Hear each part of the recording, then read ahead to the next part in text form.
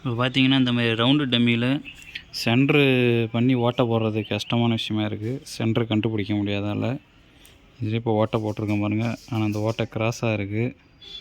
இது எப்படி செய்யலான்னு பார்ப்போம் வாங்க. அதுக்கு பார்த்தீங்கன்னா 1 இன்ச்சு பட்டை எடுத்து வச்சுருக்குறோம். இந்த 1 இன்ச்சு பட்டையை வந்து 45 டிகிரி மார்க் பண்ணி வெட்டணும். இந்த ஸ்கேலில் 45 டிகிரி வச்சு மார்க் பண்ணிக்கிறோம். இந்த அளவு வெட்டணும். 45 டிகிரிக்கு 2 பீஸ் வெட்டி எடுத்துக்கிட்டோம்.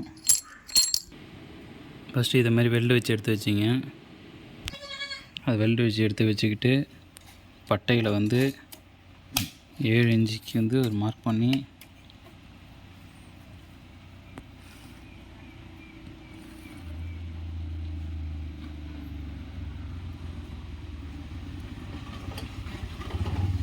கட் பண்ணிங்க.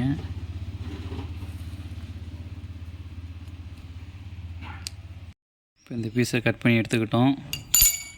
அப்புறம் இந்த பீஸை தேய்ச்சாச்சு. இப்போ எப்படி அசம்பிள் பண்ண பார்ப்போம். இது மாதிரி வச்சுக்கிட்டு 4-5 கட்டிங் வீல் எடுத்துக்கோங்க. இந்தமாரி அதில் வைக்கணும். வச்சு இந்த சென்ட்ரு கோடு அடையிறதுக்கு கிராஸில் வர மாதிரி வைக்கணும்.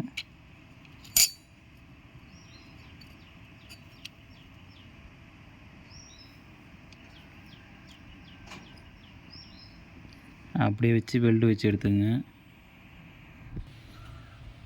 அவ்வளோதான். இதை மாதிரி வெல்டு வச்சு ரெடி பண்ணிக்கணும். இப்போ சென்ட்ரு பார்ப்போம்.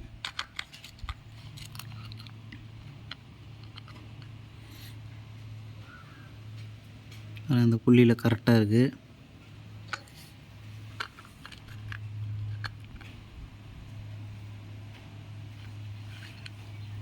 இப்போ பார்த்திங்கன்னா நம்ம செஞ்சிட்டோம்.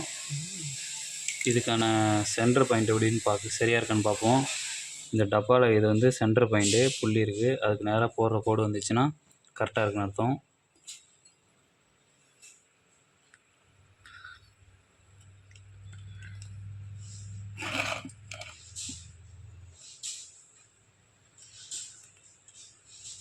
கரெக்டாக வந்திருக்கு.